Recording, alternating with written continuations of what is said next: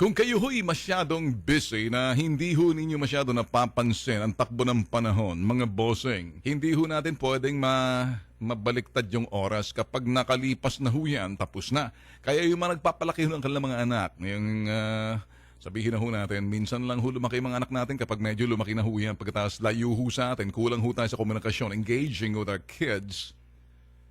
Ako naniniwala na yun hong sa mesa, magandang forum ho yan para mapag-usap yung mga anak at yung mga magulang.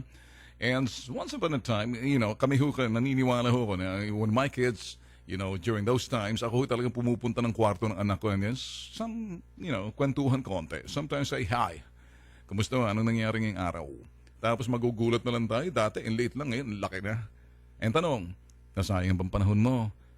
Okay? O doon sa mga anak na medyo layo sa kanilang mga magulang na kung minsan pinapalayo ng magulang o yung ibang mga anak na nagtatampo sa mga magulang. Come on, give me a break! While your parents are still alive in the living years, may kanta ho niyan eh. Marami ho kasing iba, iiyak na lang kapag wala ng magulang.